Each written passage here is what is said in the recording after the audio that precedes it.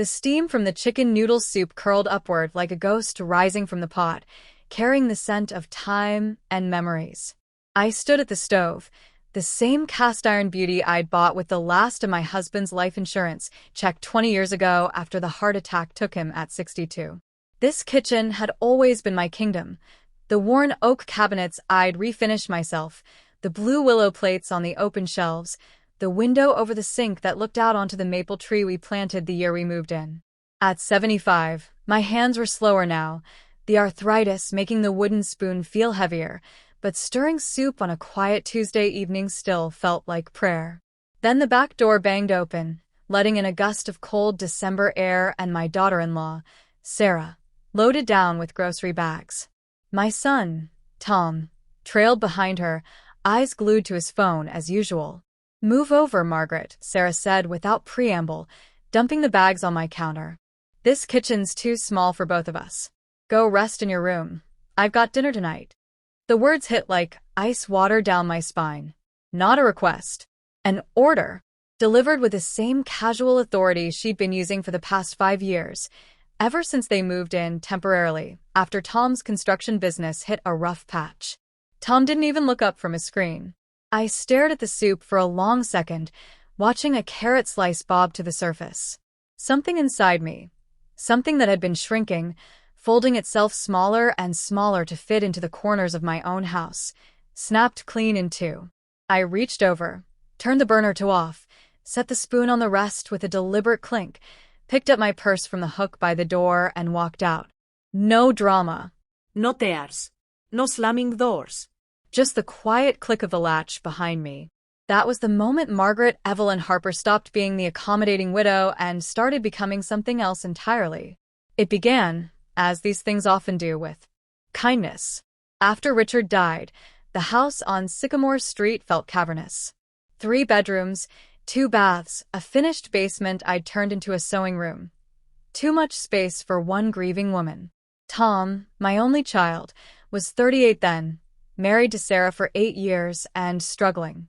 The housing market had crashed, his small contracting firm lost bids left and right, and their apartment rent kept climbing.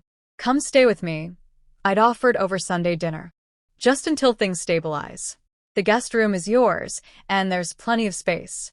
They moved in the following weekend with grateful hugs and promises that it would only be a few months. I cooked their favorite meals, watched their dog when they went out, paid the increased utility bills without complaint. Months stretched into a year, then 2. Tom's business recovered somewhat, but instead of looking for a new place, they bought a bigger TV for the living room, installed a hot tub on the back deck, "We'll split the electric bill, Mom," and turned my sewing room into a home gym for Sarah's personal training clients. I adapted. I started eating earlier, so they could have the kitchen in the evenings. I moved my sewing machine to the corner of my bedroom. I smiled when Sarah redecorated the living room in shades of gray and white, covering my floral sofa with sleek new slipcovers. "It's more modern, Margaret," she'd said. "You'll get used to it." I told myself it was what family did. Sacrifice. Compromise. Love. But love has limits, and mine had been eroding one small insult at a time. Sarah's clients came and went at all hours, tracking mud across my hardwood floors. Tom parked his work truck in the driveway, blocking my car in the garage just for now. They used my credit card, the one I'd added them to for emergencies, for everything from groceries to streaming subscriptions to a weekend getaway they called a mental health break. The bills climbed, but I paid them.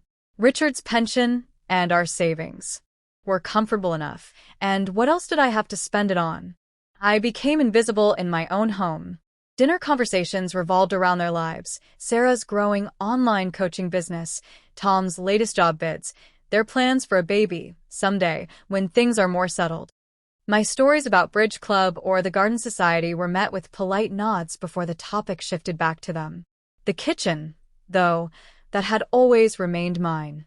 Until that Tuesday in December 2025. After I walked out, I didn't go far. I drove my sensible blue Camry to the Willow Bed and Breakfast on the edge of town, the one run by my old friend Dorothy from church. She took one look at my face and handed me a key to the corner room without questions. That night, I slept better than I had in years. The next morning, fortified by Dorothy's strong coffee and blueberry muffins, I made 2 phone calls.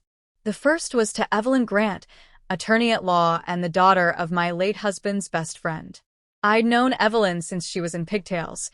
Now she specialized in elder law and property disputes. "Margaret," she said warmly when I explained the situation, "you've got a classic case of gratuitous license. No lease, no rent paid, house titled solely in your name. You can terminate their permission to live there at any time." "How long?" I asked. 30 days is standard courtesy, but legally you could do less. I'll have a formal notice to quit drafted today and serve tomorrow. The second call was to my bank, my utility companies, and every streaming service in my name. I suspended the premium cable package, downgraded the internet to the slowest tier, froze the supplementary credit card, and put a hold on the water heater's smart thermostat, a gadget Tom had installed but I'd paid for. Not out of pettiness. Out of clarity. If the kitchen was too small for both of us, then the whole house had become too small for all of us. The process server, a polite young man named Marcuson, a crisp navy suit, arrived at my house at 9:17 a.m. the next day. I know the exact time because Tom called me at 9:19, voice shaking with disbelief. "Mom?" "There's a guy here with legal papers. Eviction papers.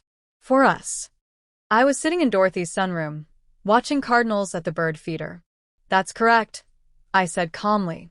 "This is insane. We're your family." "You are my son," I replied. "Sarah is my daughter-in-law. But family doesn't banish someone from their own kitchen." Silence stretched across the line. Then Sarah's voice in the background, shrill and furious. "She's lost her mind.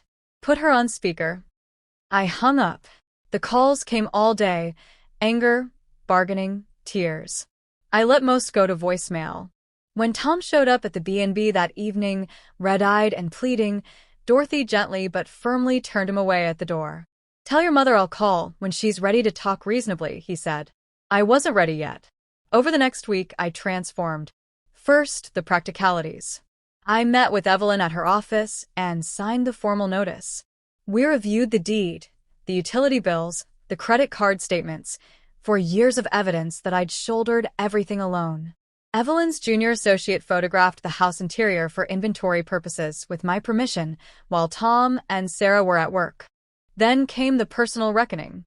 I walked through town in the crisp December air, visiting shops I'd avoided because we don't need anything new. I bought myself a new winter coat, deep burgundy, elegant and warm. I got my hair cut and colored, the silver highlights making me look distinguished rather than tired.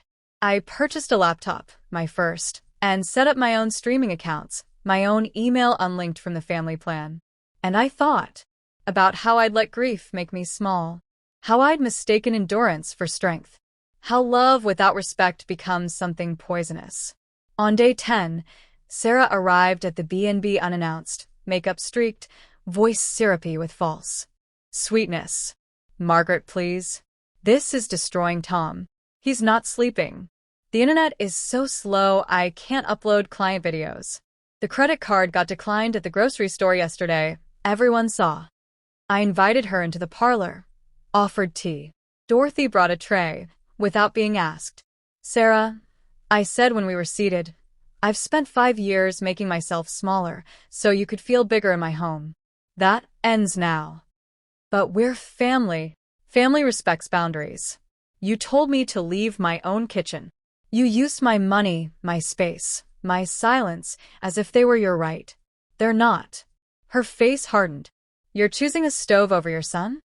I'm choosing dignity over dysfunction." She left in tears. I didn't feel triumph, only a deep, exhausting sadness. The 30 days passed like seasons changing. Tom tried anger. "You'll be sorry when you're old and alone." Then guilt. "Dad would be ashamed of you." Then desperation. "We'll pay rent. Whatever you want." I held the line. Evelyn scheduled a final meeting at her office on day 28.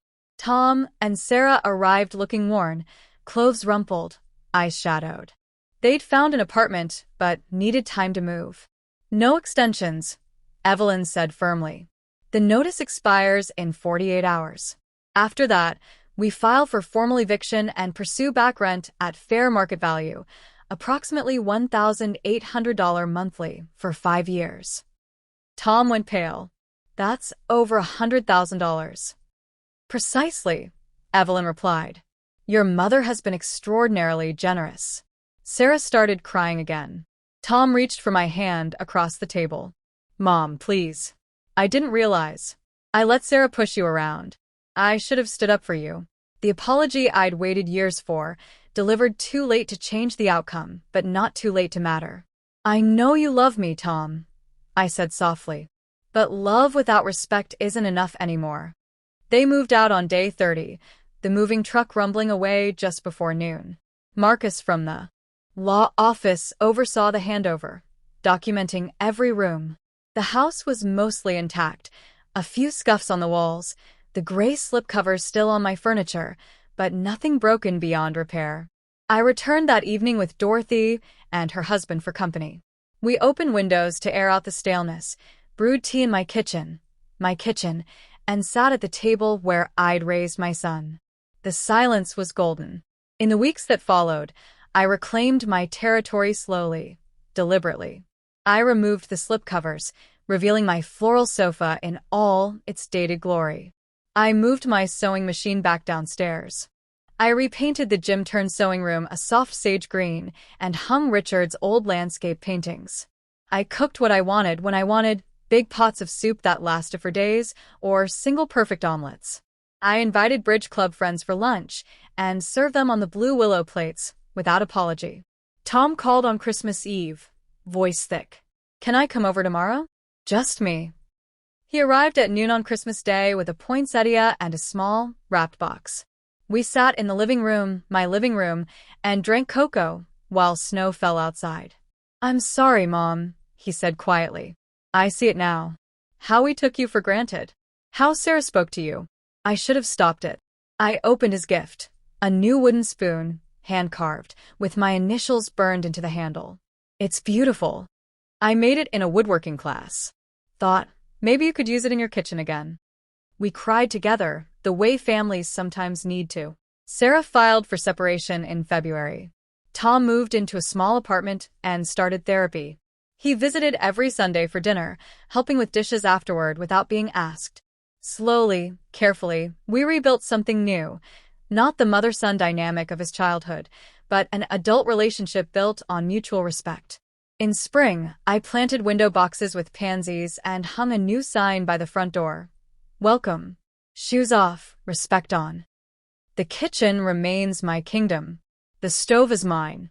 The soup simmers when I decide it should. And on quiet evenings, when the light slants golden through the window over the sink, I sometimes feel Richard standing beside me, smiling. We got the house back. I got myself back. That's the real victory.